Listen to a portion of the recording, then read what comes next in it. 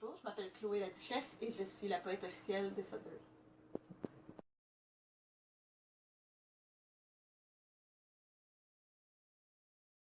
Donc, mon rôle en tant que de poète officielle de Sudbury, c'est de promouvoir la littératie et la littérature, la poésie auprès de la communauté. Donc, je les rencontre dans toutes sortes d'événements, que ce soit des lectures publiques, des micros ouverts, à la bibliothèque aussi.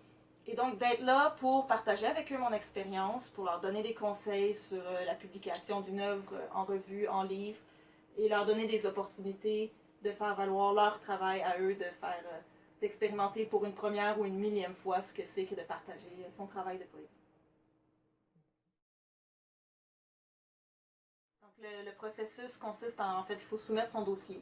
Et il y a un comité qui sélectionne les meilleurs candidats qui les passent en entrevue, une entrevue assez musclée. Et à la fin du processus, il faut juste espérer qu'on est rappelé.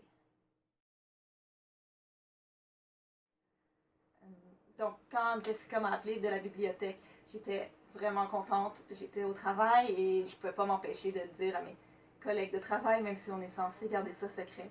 Puis j'étais contente surtout juste avant Noël de pouvoir ramener cette nouvelle-là à ma famille. Puis ils sont tellement fiers de ce que je fais, mais c'était la cerise sur le gâteau après une très belle année.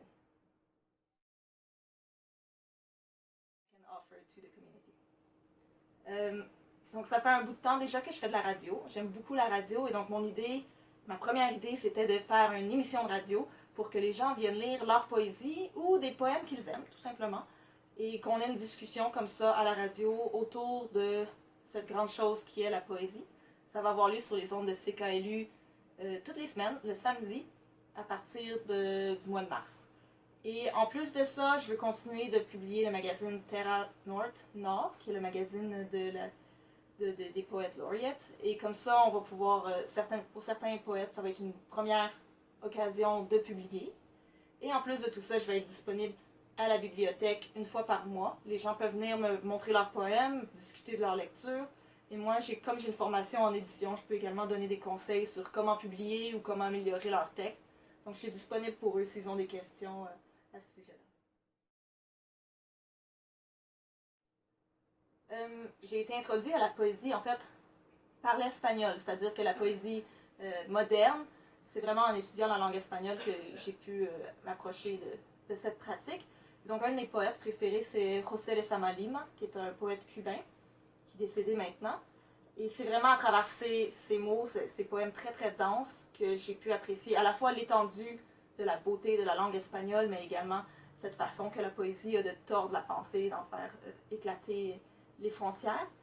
Donc, j'aime aussi les femmes fortes, les figures, les poètes féminines fortes, notamment Carole David, Hélène Monette, qui sont des poètes québécoises, et plus près de nous, Megan Streamus, qui est une poète canadienne, qui a gagné le prix Trillium pour son plus récent recueil Yes or No.